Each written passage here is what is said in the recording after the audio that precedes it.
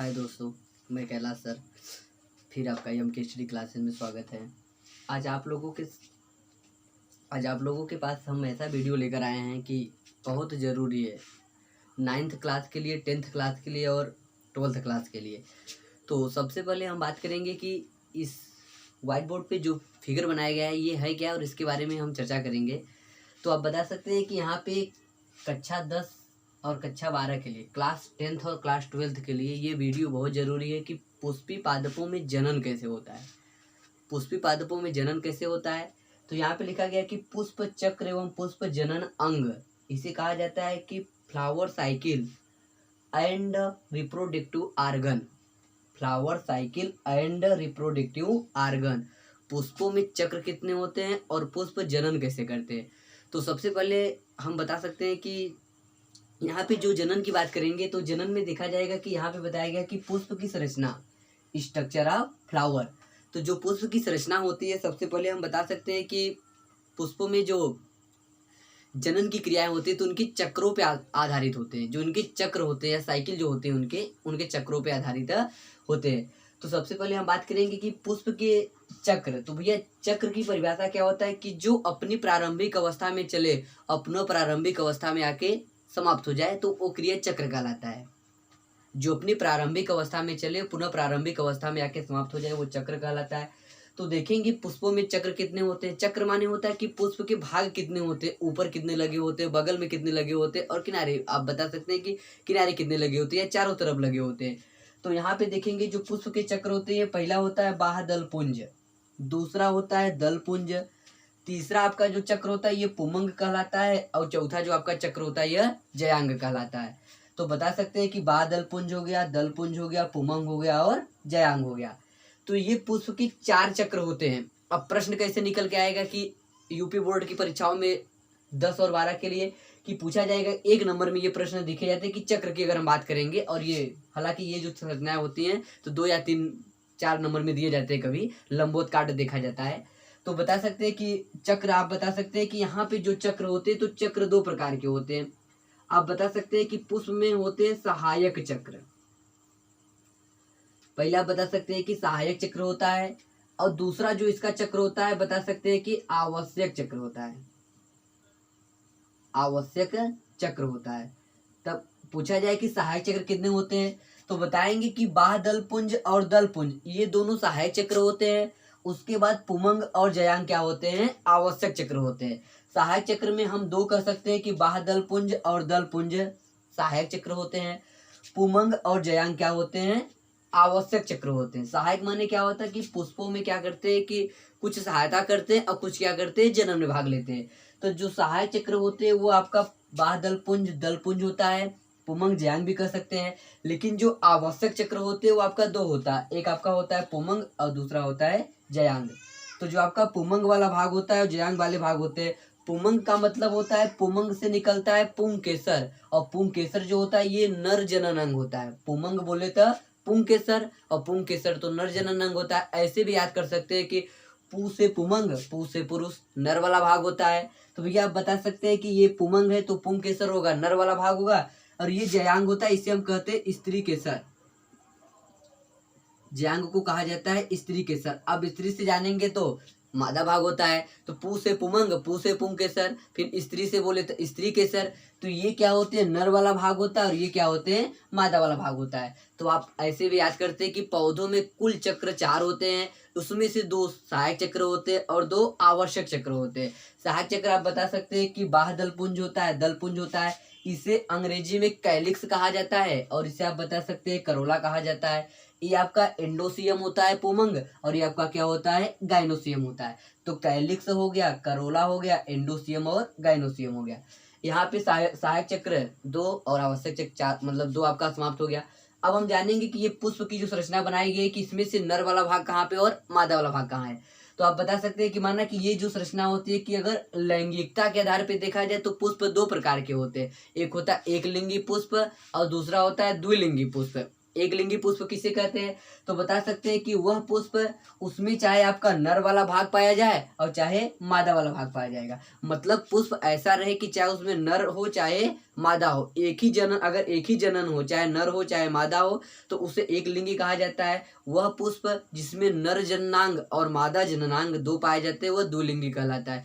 जो द्विलिंगी कहलाता है वही आपका उभयलिंगी होता है। तो बताएंगे इसमें द्विलिंगी जो आपका होता है वही उभयलिंगी होता है। तो यहाँ पे जो पुष्प की संरचना बनाया गया है, स्ट्रक्चर ऑफ फ्लावर, तो ये आप बता सकते हैं इसमें चारों भाग दिखाया गया है कि नर क्या होते हैं, मादा क्या होता है। यहाँ पे जो संरचना बनाया गया ये पुष्प द्विलिंगी है क्योंकि इसमें नर वाला विभाग है और मादा विभाग है। तो बताएंगे कि पुष्पों में लैंगिकता के आधार पर पुष्प दो प्रकार के होते हैं, एक लिंगी पुष्प और द्विलिंगी पुष्प। जो एक लिंगी पुष्प होता है उन्हें आप बता सकते हैं कि मोनोसियस कहा जाता है, और जो द्विलिंगी पुष्प होते हैं उन्हें डाइसियस कहा जाता है। एक लिंगी, द्विलिंगी, और जो द्विलिंगी होते हैं उन्हीं को उभयलिंगी कहा जाता है। अब यहाँ पे हम बात करेंगे कि जो पुष्प की संरचना होती है इसमें तब दिखाई क्या देगा। तो बताएंगे कि जो ये वाला ऊपरी वाला भाग होता है इसे आप बता सकते हैं कि दल पुंज कहा जाता है। तो नीचे से हम देखेंगे तो बताएंगे कि ये जो नीचे वाला भाग होता है पुष्प का इसे कहा जाता है, यहाँ पे देखिए भैया आप बता सकते हैं कि ये होता है पुष्प वृंत। यहाँ पे हमने लिखा नहीं है तो आप यहाँ पे लिख सकते हैं कि पुष्प वृंत। आप बता सकते हैं कि जो नीचे पुष्पों की जो संरचना होती है जहाँ पे आप बता सकते हैं किसी को पकड़ के हाथ में पुष्प दिया जाता है तो ये वाला भाग क्या होता है, पुष्प वृंत कहलाता है। यहाँ पे वृंत बता सकते हैं कि डंठल नुमा संरचना होता है, लकड़ी जैसा संरचना होता है, उसे पुष्प वृंत कह सकते हैं। अब उसके ऊपर वाला भाग देखेंगे तो बता सकते हैं कि पुष्पासन, पुष्पासन कहा जाता है। तो भैया आप बता सकते हैं कि अगर इसे हम तोड़ेंगे या तो ग्रीक शब्द से ही तोड़ सकते हो, तो बता सकते हैं कि पुष्प और आसन, आसन माने क्या होता है, बैठना। बोलते ना कि आसन ग्रहण कीजिए, आसन ग्रहण कीजिए मतलब बैठिए। तो बताएंगे कि जिसपे पुष्प लगा होता है उसे पुष्प आसन कहा जाता है। पुष्पासन, जिसपे पुष्प क्या होते हैं, लगे होते हैं, इसे पुष्पासन कहा जाता है। अब देखिएगा ये मार्कर है, अब इस पे जाकर क्या होगा, बैठ रहा है। तो भैया आप बता सकते हैं कि अब ये इसे पलट देंगे तो ये बता सकते हैं नीचे वाला क्या होता है, पुष्प आसन नहीं होगा, ये मार्कर आसन होगा कि इसमें मार्कर जाके बैठ रहा है, ये आपका हो गया। तो यहाँ पे आप बता सकते हैं कि पुष्प आसन होता है जिसपे पुष्प लगे होते हैं। तो नीचे वाला भाग पुष्प वृंत कहलाता है, ऊपर जो जिसपे पुष्प लगे होते हैं पुष्प आसन कहलाता है।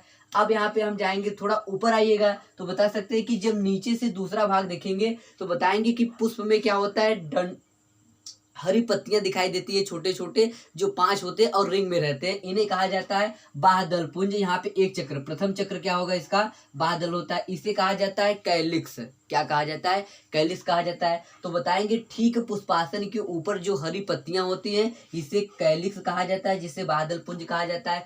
ये बाह्यदल पुंज करता क्या है, तो बताएंगे कि जब पुष्प कलिका का निर्माण करता है, जब पुष्प खिला नहीं रहता है, कली रहता है, तो वह बाह्यदल क्या करता है कि उस पुष्प को क्या करता है कि सुरक्षा प्रदान करता है। आप बता सकते हैं इसे सुरक्षा प्रदान करता है। इसकी एक इकाई को सेपल कहा जाता है, इसकी एक इकाई को आप बता सकते हैं कि सेपल कहते हैं, मतलब दलपुंज कहा जाता है। बाहर है तो बाह्य दलपुंज कहा जाएगा, ये आपका हो गया। तो बताएंगे ये जो प्रथम चक्र होता है ये पुष्प की सहायक चक्र होते हैं, ये कलिका अवस्था में पुष्प की सुरक्षा प्रदान करता है। ये बता सकते हैं कि रंगीन होते हैं, हरी संरचना होती है जो सुरक्षा प्रदान करता है, या तो चारों तरफ से पुष्प को घेरे रहता है। अब दूसरा चक्र क्या आपका होगा, दलपुंज। तो यहाँ पे हम बात करेंगे जो दलपुंज होता है ये दूसरा चक्र होता है। ये वाली जो संरचना दिखाई दे रही है आपका दलपुंज कहलाता है, और ये वाला जो संरचना दिखाई दे रहा था बाह्यदलपुंज कहलाता है। तो यहाँ पे बताएंगे ये वाला दलपुंज कहलाता है। तो ये दलपुंज क्या करते हैं कि ठीक बाह्यदलपुंज के ऊपर पाए जाते हैं। ये क्या करते हैं कि रंगीन होते हैं, ये क्या आपके रंगीन होते हैं। तो ये रंगीन होने के साथ साथ क्या होते हैं कि इन्हीं को मतलब ये बाह्य दल को देखकर लोग क्या करते हैं कि आकर्षित करते हैं कि भाई वो फूल खिला है जाके तोड़ लाओ, होता है ना कथन, भैया फूल खिला बटे लेके हुआ। तो आकर्षित करने वाला जो भाग होता है वो दल पुंज कहलाता है, और सुरक्षा करने वाला भाग जो होता है वो बाह्य दल पुंज कहलाता है। तो बाह्य दल पुंज क्या करता है, सुरक्षा करता है, और दल पुंज क्या करता है कि आकर्षित करता है। तो ये आकर्षित हम लोगों को करता है, कहते हैं ना कि फूल कितना अच्छा है, तो फूल कितना अच्छा होने का मतलब होता है कि ये आकर्षित किया तब जाके पता चला। तो बताएंगे ये आकर्षित हम लोगों को करता है, और साथ साथ क्या करता है, ये कीटों को आकर्षित करता है। कीटों को आकर्षित करने के साथ साथ क्या करता है, ये अपनी परागण क्रिया क्या करता है, संपन्न करता है।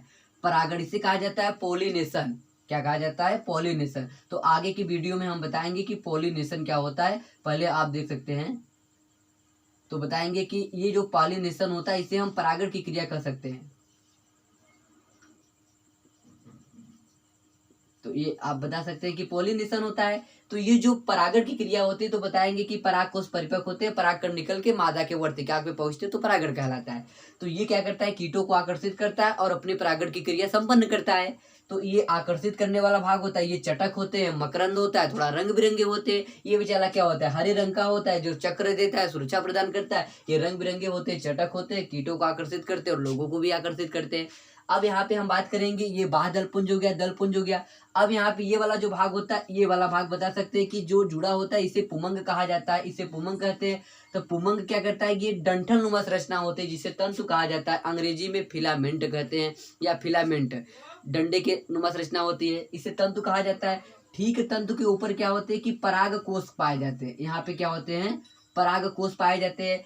यही पराग कोष में क्या होते हैं, परागकण होते हैं। तो बताएंगे कि पराग कोष और तंतु किसके भाग होते हैं, पुमंग के भाग होते हैं। तो ये हम सहायक चक्र नहीं पढ़ रहे, ये कौन सा चक्र पढ़ रहे हैं, आवश्यक चक्र पढ़ रहे हैं। तो पुमंग को पुंग केसर कहा जाता है, पू से पुरुष, पू से पुमंग, नर जनन अंग होता है। तो ये क्या होते हैं, इसमें पराग कोष आते हैं और तंतु आते हैं। तो तीसरा चक्र हो गया। यहाँ पे प्रथम पड़ा बादल पुंज, दूसरा पड़ा दल पुंज और तीसरा पड़ा पुमंग। अब हम बात करेंगे जो चौथा आपका होता है, ये आपका देखिए भैया, ये वाला भाग यहाँ पे क्या कहलाता है, जयांग। हमने बताया कि जयांग को क्या कहा जाता है, स्त्री केसर। तो जब स्त्री की बात किया जाए तो ये मादा जनन अंग होगा, और जब पुमंग पुंग केसर की बात किया जाए, पुरुष की बात किया जाए, तो ये नर जनन अंग होता है। तो बताएंगे male reproductive organ in flower, और बताएंगे इसे female reproductive organ in flower, मादा जनन अंग और नर जनन अंग। पुष्पों की बात हो रही है। अब बताएंगे कि जिस प्रकार नर में क्या होते हैं, पराग कोष होते हैं और तंतु होते हैं, उसी तरह जो इसका जयांग होता है इसमें 3 भाग होते हैं। तो जो ऊपरी वाला भाग होता है, देखिएगा ये वाला भाग बता सकते हैं कि ये वाला भाग बीच का होता है, ये ऊपर का, इसे कहा जाता है वर्तिकाग्र, जो ये वाला भाग होता है। तो हमने बोला कि पराग कोष से परागकण निकलेगा। तो भैया अब यहीं पे देख लीजिएगा कि पराग कोष जब परिपक्व हो जाता है तो परागकण निकल जाता है, और परागकण निकल के कहाँ पहुंच जाता है, मादा के वर्तिकाग्र पर। तो बताएंगे पराग कोष से परागकण निकलकर, पराग कोष से परागकण, पराग कोष में पाए जाते हैं परागकण, पराग कोष से परागकण निकलकर मादा के वर्तिकाग्र तक पहुंचने की क्रिया को परागण कहते हैं। नर वाला भाग जब मादा पे जाके पहुंच जाएगा तो परागण होगा, और जब मादा से जाके मिल जाएगा तो क्या कहलाएगा, निषेचन कहलाएगा। तो पहुंचना परागण और मिलना निषेचन। पराग कोष से निकलकर परागकण, 10 वाले और इंटर वाले ध्यान दीजिएगा कि तनिक के बाद डिस्टर्ब ना हो कि भैया इसमें बताया गया है कि परागण किसे कहते हैं। तो सबसे बेसिक चीजें बता रहे हैं कि ये आगे चल के जैसे 2-3 नंबर या 1-2 नंबर में पूछते हैं कि पुष्पों की लंबवत काट के बारे में बताइएगा कि परागण क्या होता है, पराग कोष क्या होता है, पुंग केसर क्या होता है। तो ये सब चीजें ध्यान दीजिएगा।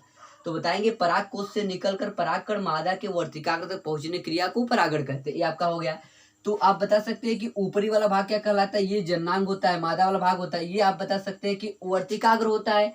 ये बीच वाला भाग जो क्या कहलाता है, वर्तिका कहलाता है। तो हमने यहाँ पे बता सकते हैं कि बीच वाला भाग वर्तिका कहलाता है, और जो ये गोले नुमा संरचना होती है आप देख रहे हैं, इसे हम कहते हैं अंडाशय। तो मादा के कितने भाग हुए, 3 भाग हुए। सबसे ऊपरी वर्तिकाग्र होता है, सबसे नीचे मतलब बीच में वर्तिका होता है, सबसे नीचे अंडाशय होता है। तो मादा के 3 भाग होते हैं और नर के 2। परागकोष तंतु होते हैं, परागकोष में परागकण होते हैं। जब नर वाले मादा के वर्तिकाग्र पे पहुंचेगा परागण होगा, और जब वर्तिकाग्र से वर्तिका से होते हुए अंडाशय में पहुंच जाता है तो निषेचन होगा। तो परागण और निषेचन अभी आपको बाद में बताए जाएंगे कि परागण कितने प्रकार के होते हैं, निषेचन कितने प्रकार के होते हैं। ये आपका हो गया। तो माना कि पुष्प के बारे में हमने जो चीजें बताई आप आसानी से समझ सकते हैं कि ये पुष्प की संरचना था कि पुष्प द्विलिंगी होते हैं, पुष्प द्विलिंगी होते हैं भैया, और एक लिंगी होते हैं।